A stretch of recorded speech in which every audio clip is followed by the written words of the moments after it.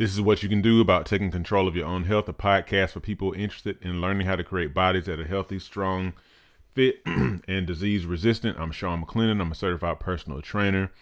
I am an author and a health and fitness enthusiast, as I like to call myself. Thank you for joining me for this episode. Now, in this episode, I want to talk about how I broke my soda addiction some years back. But before we get into that, the featured book for this episode is my book called What You Can Do About Belly Fat.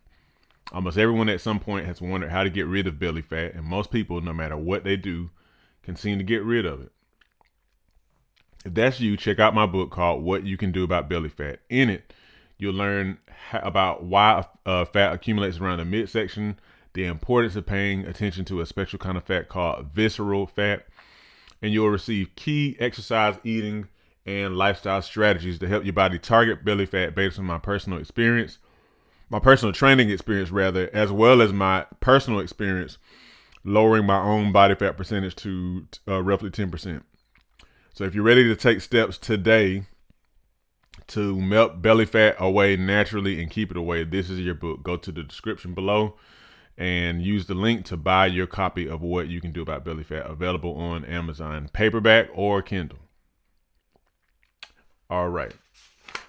The information on this podcast is based on personal research and opinion and is not meant to be a substitute for advice from a doctor or a physician. You are advised to consult your doctor or physician before making any changes to your lifestyle. All right. So first of all,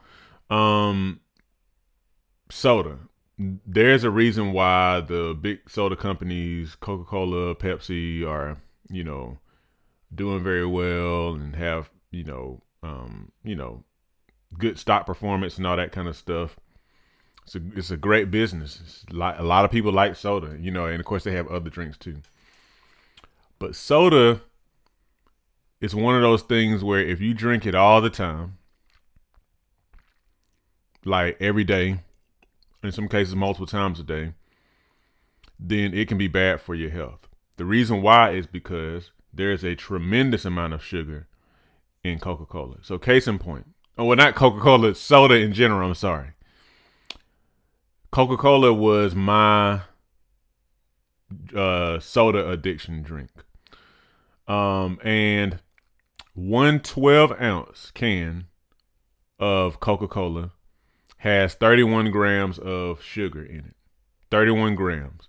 Now, most of us, including myself, can't really picture what grams look like. So I converted that to teaspoons.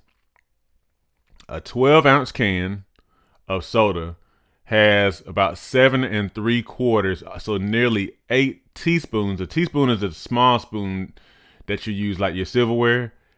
8 of those of sugar in a 12-ounce can. Now, case in point, for the sake of comparison, so I do drink coffee most mornings.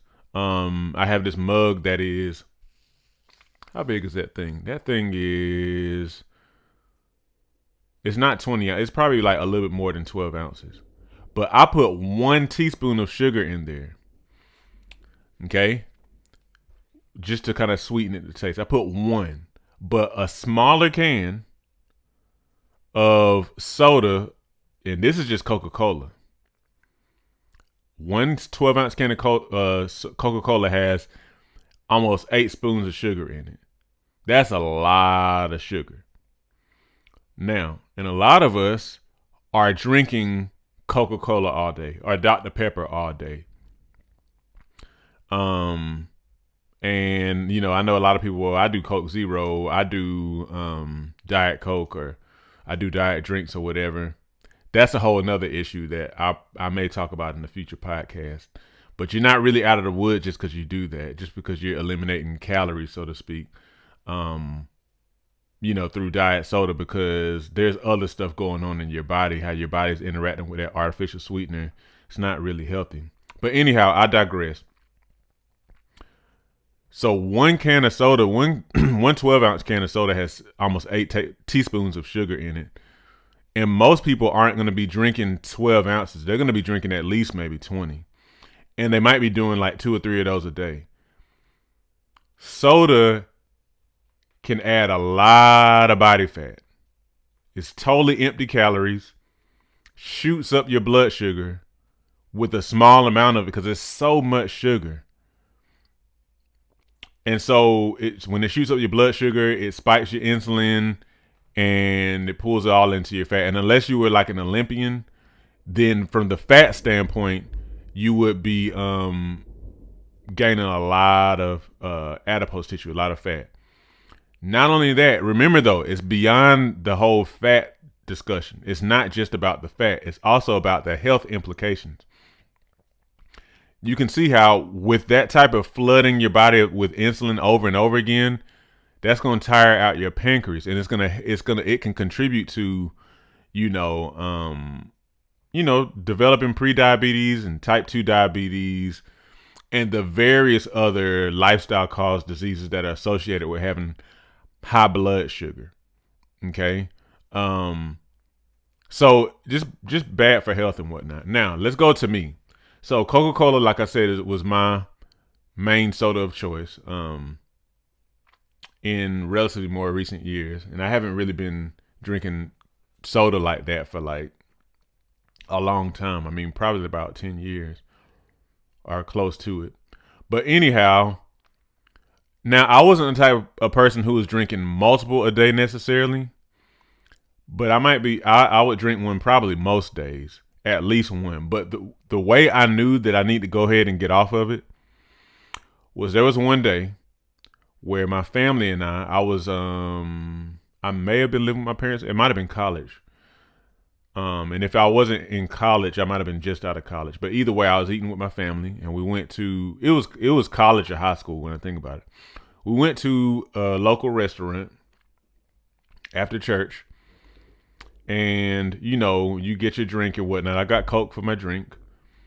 And before we finished that meal, I had gotten 5 refills of Coca-Cola. So I was doing a mental count. And so something in my mind after that said, Sean, this is absolutely ridiculous.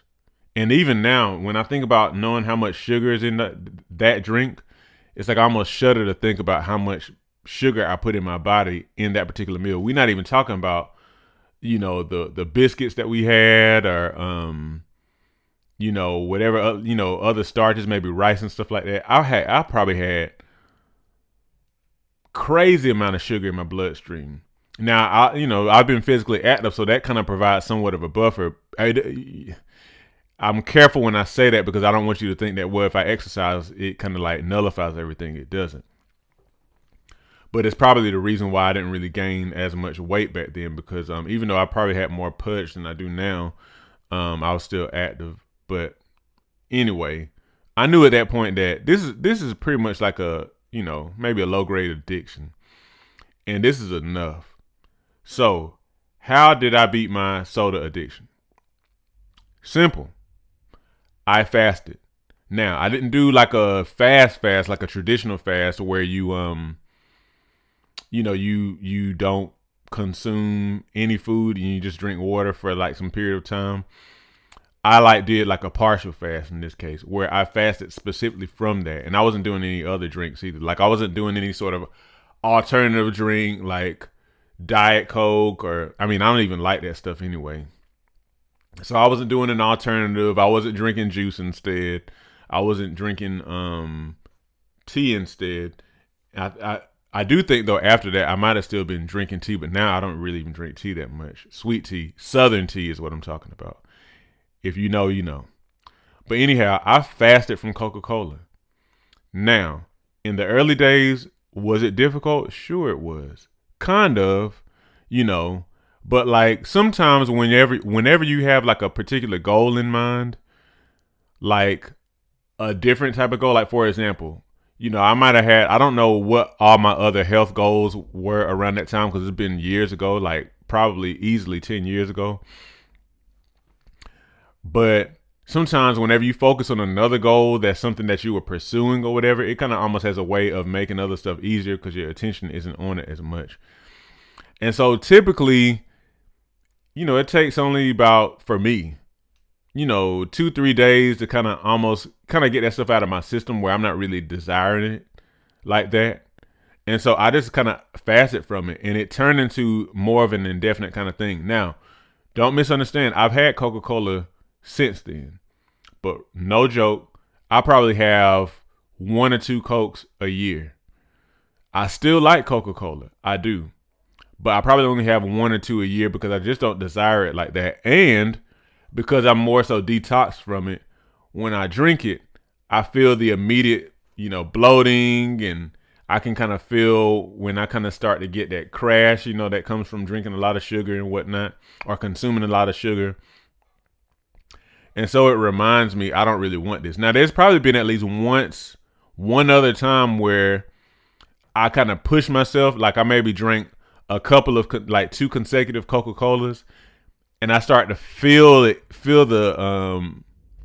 that craving come back. And so, like, literally what I've had to do, like, I don't feel a craving come back like that typically unless I make myself drink consecutive Coca-Colas.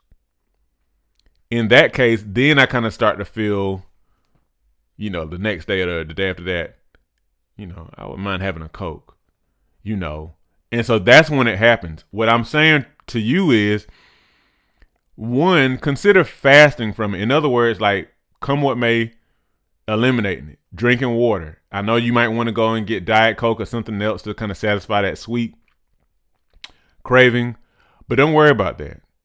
It's not a matter of if you can. It's more so like your body's trying to tell you that you can't, but your body's going to be just fine. Matter of fact, your body's going to be better for it. It's just those cravings make you feel like you ain't going to survive. It's absolute falsehood. So that's the first thing. Fast from whatever your soda, or even if it's like juice or sweet tea or something like that. Fast from it. Eliminate it. Eliminate it. You might also consider, as like a part 2A, you might also consider creating some sort of other health-related goal or something like that you are concurrently pursuing that'll help you keep your mind off of whatever it is. Whatever it is you're fasting from. For example, if you desire to lose weight, or you desire to get out of prediabetes or something like that, then, that can be something that you're really, really pursuing, because it's kind of like an adjacent related goal, but you can kind of really focus in on that, and like getting rid of soda and stuff in your diet, or sweet drinks in your diet, is going to really help you toward that other goal. Okay. Now, the second thing is, remember, you're going to get to a point where, I'm not saying you never drink that thing again, but you're going to truly get to a point where you can truly consume that drink, Coca-Cola, whatever it is, in moderation, because you're not going to crave it like that anymore. But my recommendation to you, based on personal experience, is whenever you enjoy it, enjoy it. But don't catch yourself trying to go and do it concurrently, like having consecutive tastes, if you will. Get a little bit and keep it moving, okay? Because when you do the consecutive tastes of that drink or whatever it is, and this applies, of course, to food too, that's where the door starts to open, because it's like you're almost pushing yourself back into that, and your those cravings that have a way of starting to rise back up. Again, remember, your body will tell you need that soda or that drink or whatever, and you already know you don't need it. You just don't.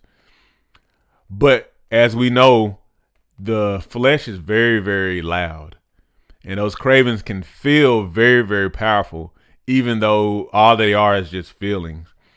But what you have to remember is your executive power as a human, that God-given control you have over yourself to do what you choose to do rather than what your body tells you to do. So remember that, and I strongly encourage you, when you get to that place of moderation,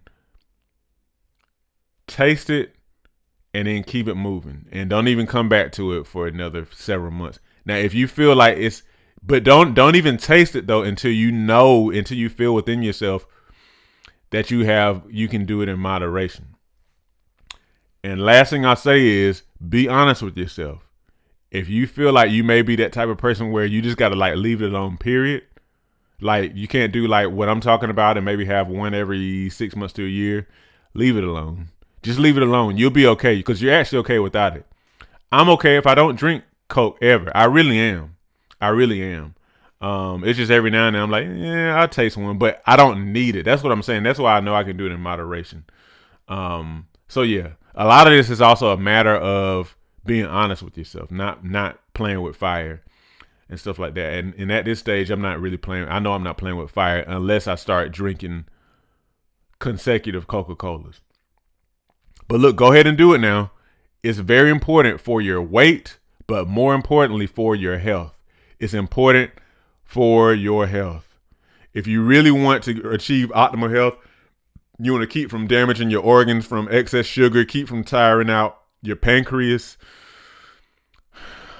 keep from gaining a whole lot of weight very easily, then sweet drinks have to be one of the first things to go. Usually whenever I give people diet recommendations, that's like the first thing I recommend people to go ahead and get rid of, because there's really no need for it. Even if you're doing sweet, 100% juice,